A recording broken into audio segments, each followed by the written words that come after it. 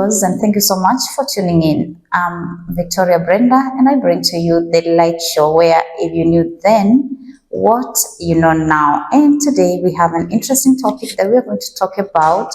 So you have made the right choice to watch Middle of Praise TV. Yani nasema kwa wale watu wa nyumbani tunatazama the Light Show, na hapa huwa tunazungumzia mambo ambayo yanagusa maisha yetu ya kila siku, and we are going to talk about something to do with what you've been asking around.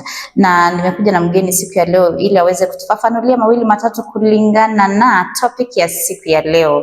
So we are going to talk about maximizing your potential. We are going to talk about maximizing your potential. You need to know how much you can do, or the challenges, how you're going to face them.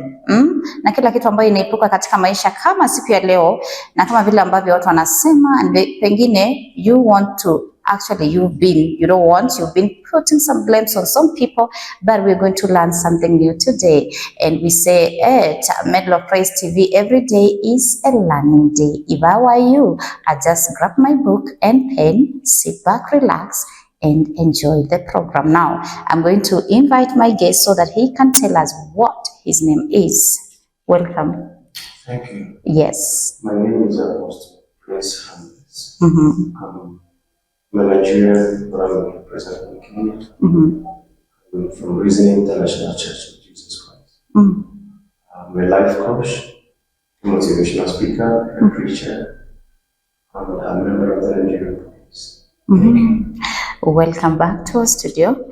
And last time you were here, we talked about the relationship. That today we are going to talk about maximizing your potential, and I am not going to talk about it. He's going to tell us more about it. So we're going to kick off by him telling us what is maximizing our potential.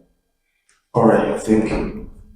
When you look at the word maximizing your potential, there are two things that are present.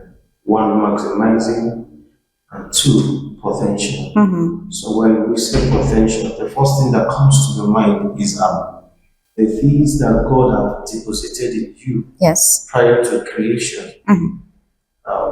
That is the word we call potentials. Then talking about maximizing potential, the word maximizing is making the highest or biggest use of something. Yes. So maximizing potential is said to be making the highest use or the best use of your talents and gifts, the inherent abilities and capabilities of a man, making the highest use of those things. Highest use of our potential. Yeah. It is very unfortunate that some people do not actually know what they want to do still yet. Yeah, so maybe you're going to actually tell us now how are we going to know that we are potentially actually, and how are we going to help ourselves personally and even professionally. So thank you. The first thing you must see here is that nobody is born empty. Nobody. If you are empty, you die. Any day you feel empty, God will take you. That is, in as much as you're living, it means you still have something to give. Yes. It means you still have something to render. So, everyone has potential. So, the first thing to hear I want to look at this morning is, who are you? First of all, as a human, who are you? So, I'm going to be asking some few questions to our audience that will make them discover their potentials. Some questions that I won't give you the answer, but I'll be asking you the questions. So you will go back and answer those questions yourself. Then when you answer these questions yourself, you will see that you're going to be successful. One of the greatest tragedy of life is not death. You think death is the highest tragedy of life. No. But the greatest tragedy of life is living without purpose. So when you are alive without purpose, without vision, without reason, you're just living. You know, in my words, I say you are surviving. That is the greatest tragedy of life. Because when you're living in this state of life, everything is correct. Everything is right to you. Every suggestion is right. every direction is right. Wherever people are going is where you're going to. Oh. Whatever people are doing is what you're doing. Whatever you see is absolutely right. But when you leave and for a purpose, that is when you will see you begin to think different. You act different. And when you live for a purpose, there is something that you will know about you. That thing you discover about you is that you wouldn't be liked by people. You wouldn't be liked by people. Most people won't like you. Yes. Because you are living for a particular purpose. You have a target, you have a vision. So every other thing will not matter. When you have a purpose. Your vision is all that matters here. Right now. And when you focus on that vision, you'll be hated. Yes, we are talking about maximizing your potential, and here we are here to learn about how we're going to become best versions of ourselves. And it is very unfortunate that people think, or I also used to think, that I need to become what my father was, or my mother was, or my elder brother, or something like that. If my brother is a teacher, I need to study so hard to become a teacher, and therefore I didn't know actually my worth or my purpose or something like that. But Apostle is going to teach us something different today, so that you can know what is really your version, what is your purpose, so that you can become the best version of yourself, or how to encounter with challenges while you're still living here on earth. So you're teaching us about knowing what you have. It is from inside. Is it like a talent? Yeah, I told you it's talent. It's gifts. It's gifts. Oh, yeah. And which is totally different. So the entire house doesn't have to become teachers and lawyers. It doesn't have to be like that, right? oh, okay. Let me state something. When Moses was born, he was born in Egypt. And the mother kept him beside the river. Yes. The daughter of Pharaoh saw a baby by the river. Yeah. And took the baby and said, oh, his name is Moses, which means I got him from the river. Yes. And he became a prince in Egypt. He became the heir apparent to the throne. So it means when the king dies, he's going to be the king. But on the other hand, God has destined him to be the salvation of Israel. You see, the two things, who he was born to be and who he grew up to be. So you must have to decipher between who you are born to be and who you grew up to be. So who you grew up to be, your mother may say you'll be a doctor. Yes. But you were born to be a preacher.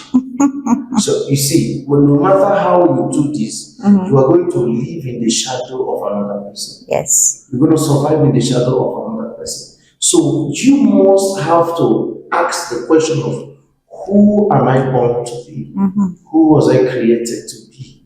What is my mission on earth? Yes. Very important, and that is what is called potential, not who you are raised to be. And that is the main problem that we're having. I think this is the right time. We are talking about the right thing. It is the right topic coming to you, because we were raised to be, and we were actually, most of us are not born to be. We have not been given that chance to be whatever it is that we were born to become. If you ask me, I'll tell you. But we've been raised to be something. Yeah, even parents, they choose for their children what they're supposed to do, and with that, we end up drowning in their dreams and visions. Now tell us, how do we come out of it? Yeah, you see, when I was growing up, my father would always tell me, you're going to be a lawyer so you can defend me. So when I was growing up, I was very, very brilliant. So I listened to him. But one day I thought about it, like, it's about you, not about me. So you just want a man who will defend you, go pay a lawyer. If you want someone who will defend you when you are having issues with people, who is going to represent you in the court, go pay a lawyer, not me. So I had to go through whatever he wanted. But after that, I dropped my certificates and I faced what I was born to be, not who I grew up to be. So he raised me to become this person, but to me, this is who I was born to be. To be a and Christian. when I was doing what I was born to be, Yes. I found joy, Mm-hmm. I found happiness. I see I could solve people's problem. I see I could reach the nation, the four corners of the nation. I see that yes, there is peace, there is joy, there is passion in doing this thing. But you can still protect him. Still, you can do that. If need be, if need be. Okay. So that is, by the way, then the reason why you must face what you are born to be is because if you don't face what you are born to be, generations will die in your hands. Things will die in your hands. For example, when I was studying about this potential, then I started writing about maximizing potential. Yes. You know, I'm a writer. I create fictitious events. So in my story, I analyze the story of a man, a hungry man, two men actually who were very hungry and they were given a seed to eat. So one of them, being very, very hungry, rushed and started eating the seed. The other one had two options. Do I eat this seed or do I plant it so that it will grow to bear more fruits?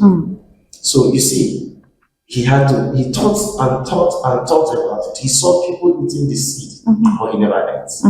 So eventually he planted the seed. And while he planted the seed, people could not see evidence of it growing. It took time before it germinated. And he was washing the seed every day. He could water it, put manure, and he waited for days, weeks, months, years for the seeds to grow. Patiently, and while waiting patiently, he was still hungry. There was no solution to his hunger as at that time. So you see, he was still hungry, he was still starving. But he waited for the tree to grow. When the tree grew, one day he came there to pluck from the fruits. Yes. He saw birds building their nests on top of the tree. He saw a herbalist, people who use roots to prepare medicine, taken from the roots to prepare medicines. Then he could pluck from the fruits, and sell and get more money and even eat. So you see, because he did not eat his seed, the birds of the air had a house to live. The herbalist had roots to prepare medicine. Even the man building a house had hope of cutting the tree someday and roofing his house because the man did not eat the seed. Yes. If we do not uncover our potentials, generations will keep wandering and roaming around. Yes. So our potential is God in us to save others and to raise others, rescue others from the nefarious claws of their own ignorance. So you're trying to tell us that whatever it is that a person chooses to do is not for himself. Whatever it is that I choose to do is not for myself. If you fail, you fail alone. When you win with people. When you don't uncover or discover the talents in you, God is going to shift it to another person. It will only delay those that are dependent on you, those that are looking up to you. One of my cousins asked me a question. He said, if you were not born, what would I have done? I said, I don't understand. He said, everything I am today, it's because of you. Yeah. And I said, no, if I was not born, someone else would be born. That is just the truth. Wow. That is just the truth. If I was not born, someone else would be born. But since you're born, then you have to do what you have to do. Yeah, I have to, because people are waiting for me. The world waits for earnest manifestation of sons of glory. So since the world is waiting for me, I have to discover the hidden talents in me, bring them out. Listen, when you learn a handwork, a craft, it will give you food. Yes. It will give you money. It will give you comfort. But when you discover your talents, your potential, it will give others hope, food, and comfort. That is just the difference. Okay, we are trying to get your point clearly in case someone didn't get it correctly. You're saying that if I learn something that I can do with my hands, I will get my money, I will get my food, I'll get comfort. But anyway, say that again so that they can understand from the horse mouth. When you learn handcrafts, handwork or something, Yes. it will give you food. Mm-hmm. You will live to pay bills. Mm-hmm. You will live to take care of yourself. Yes. But when you uncover potential, Mm-hmm. you will live, others will live because you are alive. Oh. Others will survive because you uncovered your potential. Mm-hmm. So it's just like, okay, let me break it down. If I go and learn how to fix a phone and that is not my potential, Mm-hmm. I can pay my rent, I can take care of my expenses from there. Mm-hmm. And I think, oh, God is blessing me. Mm-hmm. I think I've fulfilled my mission on earth. No, Yes. if my mission, if my destiny and my potential is to be a preacher, the people that are sick will continue being on their sick bed Mm-hmm. because I have not discovered my potential. Yes. They will still remain on their sick bed waiting for me. So if I go there, relax in my comfort zone that, man, I'm getting my food, I'm getting good life from what I'm doing, the potential is still there. Wow. So those people will continue waiting. That is how it is in your family. If you don't discover your potential, others will wait. Mm-hmm. Generations will keep waiting. Yeah. They will wait until, and the funny thing is that it will not be transferred to another person while you're still alive. Oh. It will still remain in you. So if you live for 100 years, your family success will still be delayed for 100 years.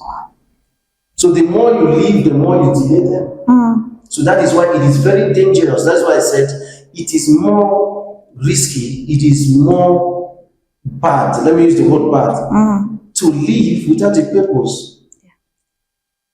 It is even better to not to live at all than to live without a purpose, because you are delaying others. Others will keep being delayed Wow. until you discover them. And that is what a lot of us don't know about it. Yani, ninasema kwa wale watu wa nyumbani, kama unafanya kazi yenye inakupatia mapato yenye ni yako peke yako, inaweza kukulisha wewe peke yako, haiwezi saidia wale watu wengine wa jamii yako ama familia nyingine ama your extended family, then you do not know your purpose yet. You just surviving, like the person is just surviving. Yeah. Because now whatever you're earning or you're getting, it is just for you. And you're telling us, I don't have to do something that I'm the only beneficiary. I have to, oh goodness, this is different, and this one is big, this one is new. And na watu wengi ninajua hawajajua hiyo. So we continue with the subject, maximizing your potential. This is what we are talking about today. And imekuja kwa njia ambayo hatuko tunafahamu vizuri. Tumeelewana? Now, we are continuing with the topic. Now, a lot of people are already in the pit of, my father said, my mother said, or even us, after school, you just see your friends roasting maize and they're making it big. And you say, let me buy a jiko, let me just buy one sack of green maize, let me just roast them and sell. You understand? Yeah. We want something that will give us money. But today you're telling us something different. Yeah, we stop actually looking for things that are going to make us survive. Yeah, so that we can start living for others. That is what we are learning today. So tell us more about it. Okay, you know, when the greatest prison on earth is mental slavery. Really? That is the greatest prison. If you are not free, if you're walking around and you are enslaved mentally, you are not free. You are worse than someone in jail.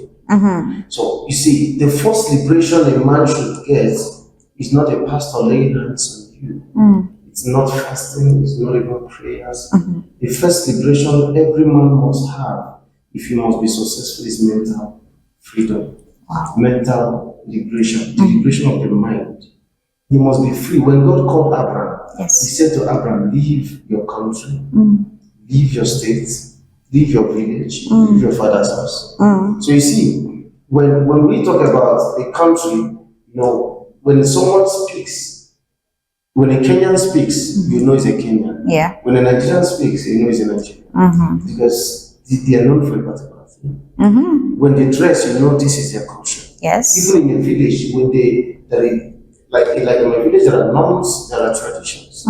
So you see, it's just the mentality of the village people. Yes. So when God met Abraham, He said, leave the last word He told him, leave your father's house. Which means leave the mentality of your people, leave the mindset of your people. Yes. Your people have this limited, myopic mindset. He said, Abraham, if you want to walk with me, you must have a clear vision. You must know where you're going to and look at everything. Listen, everybody God met, the first thing he will tell you is, what do you see? Whoever God spoke with. So, the vision, the eye is connected to the brain. So when I look at an object, immediately within 1 second, the eye passes information to the brain processes it and sends it back to the eye, and the eye will now say what it saw. So you see, when God meets anyone, he says, just look, what do you see? So he wants you to be mentally free. So the mental captivation is what God doesn't like in a man. So he wants it free. So that's why you keep telling Abraham, liberate your mind first if I have to walk with you. Yes. And Abraham had to do that, and God came in. So God does not work with men who are mentally retarded. You must be free mentally. Yes. You must develop some mental capacity for God to come. Because God is a God of big vision. Yes. So you see, in that mental freedom, that freedom of the mind, you can't have the mindset of a poor man and you are praying to be a billionaire. You see, and that's one of the problems of Christians. Yes. You find a Christian, for example, when I joined the force, we had 3 friends. We had on the day of our POP, we were given the same rank. And after a while, I presented my master's degree certificate, and I was given a more rank. The other of my friend was praying and he was telling me, man of God, pray for me, I need higher rank. And I was like, me that is the apostle, went to school, but you want prayer. So am I foolish for going to school? The laying of hands. See, Christians, we believe, we've been deceived by those ignorant creatures. No, it is miracle now. You just pray for me and something will happen. But the scriptures It is a miracle. Miracles are bread for kids. You see, the same God that told you ask for miracle is telling you that it's for children. It's not for adults. So if you must grow in this kingdom, you must grow beyond being a child. So I thought that you are not expecting miracles anymore. Everything that happens around me, I know it should happen. Everything that is, if I get 1 million now, I have already worked for it. I'm not expecting it as a miracle. If it comes as a miracle, I'm not surprised. Do you understand? Wow, so there's a difference. People need to know everything is not about miracles. Simply because you have Christ in you, miracles are meant for kids just when they keep you excited and want Christ more. But now we have real issues on the ground that we need to work on it. So you helped your friend, or you allowed him to just... I counseled him. I told him, bro, it doesn't work like that. You should get some degree or work so hard for it. Yes. Prayers does not work like this. And the problem is that he told me, no, my pastor told me, ask it shall be given. That is coming from which is true. He did not lie. It is true. It's not everything you ask. If your child asks you to buy him a car, you buy him. No, I cannot afford it. You see, it's coming from an uneducated pastor on the altar. You just read the Bible ignorantly and then interpret to the people. And you see them. You see these things happening. It is a level of faith. One might have that faith that moves mountain, whereas you do not have such kind That of is the problem faith. of Christianity. The problem of Christianity is that we've been mentally captivated. Like pastors. Okay, let me say this. If you're going to church, you must understand one thing, that religiosity is not religion. Religiosity is a crime. Religion is good. Religion is not bad. Religiosity will put fear in you. Will make you look stupid. Will make you think that fasting will make God open the doors of wealth for you. That is religiosity, ignorance. Religiosity will make you live in fear that when this God is a God that can kill us if we sin against him. He's a loving God.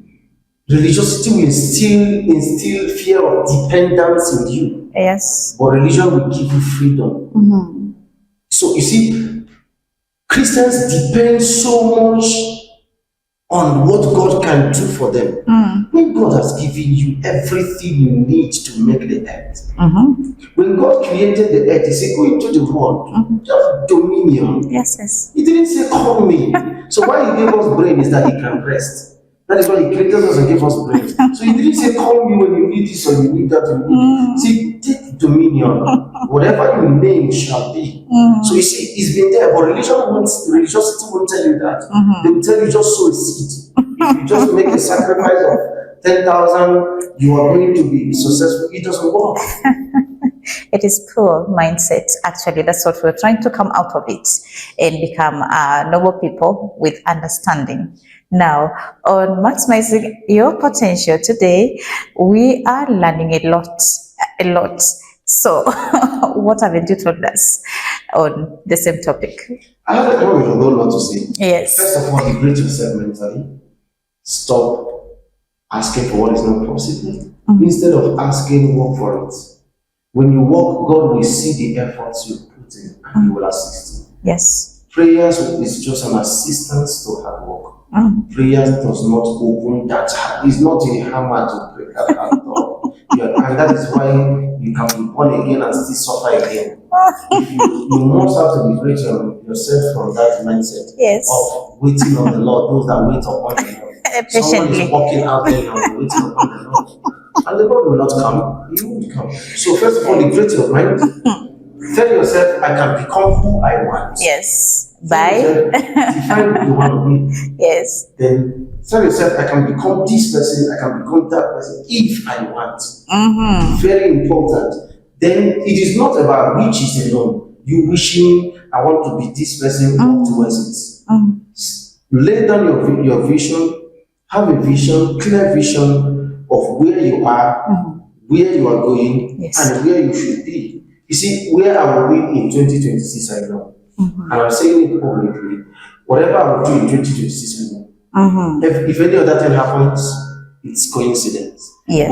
But I'm telling you the truth. 20 things I will do in 2026, I've already written them down. I have already worked for them. I'm already working for them already from this year. So it doesn't come like a surprise to me. For 2026. Definitely. But we actually do such things during a crossover caches, the night vigils. Then is where we put down what we want to happen in the year 2026, because we are very sure we're going to see this year. Okay, let me ask you a question. Be honest to yourself. Among the 10 things you wrote January 1st, how many have you achieved? None. That's the problem. You see the problem right now? You just want, you see, I wrote something on Facebook and people were attacking me. I said, those who leave everything in the hands of God will only see the hands of God in everything. And they won't see reality. That is just the truth. They will just see that, yes, they will keep living in hope. In hope. Wake up from your dream. A Christian is not an illiterate. So you see, it is before we think poverty is a sign of Christianity. When you are born again. Yes. And it's not a sign. You'll make it to heaven. It's a sign of ignorance. It's a sign. So forget this verse of the Bible that tells you that is very okay. Let me not talk about this. We read the Bible. We understand the Bible says that God is going to bless the work of our hand. So should we work? Definitely. Discover your potential, work towards them, make them happen. Make it happen. There are 3 young men in the scripture who were obedient to the word of the Lord. They were about to be thrown to the lake of fire. They said, even if God is not faithful and just to deliver us, we will not still bow down. So it means even if we are not hoping on God to bless us, we are working so hard. So if God decides to bless us, we are grateful. But let our handworks pay. That does not mean that grace, we should not ask for the grace of the Lord. Grace is very important, that we should always pray for the grace, because the grace is an elevator of a man. It's a qualifier of the unqualified. But that does not mean you should just be unqualified and you walk into an office. You don't have the certificate and say, I have this in the job. And the level of faith of that person is very high, that I can do all things through Christ who strengthens me. You see, this is the problem of Christians. Now, after this, you must have to be asking yourself, there are some few questions you ask yourself. One, who am I? Discover who you are. You are, when God, the original name of God is I am, right? Yes. That is the original name of God, I am. When he met Abraham, he said, Abraham, I am that I am. Yes. So, when I ask you your name now, what is your name? I'll say Victoria. You say, I am what? Victoria. Oh, So I which am means Victoria. you are adopting Yes. the name of God. Oh. So you must find who you are first. Mm-hmm. So while Moses was in Egypt, he was made a prince. He still knew he was not an Egyptian. So you don't get comfortable where you don't belong. Don't get comfortable where you don't belong. You don't belong to poverty. Yes. Don't get comfortable. Be uncomfortable. Even if you can provide your own food, you have your own water, you have your own shelter, don't get comfortable. Yes. Until you maximize.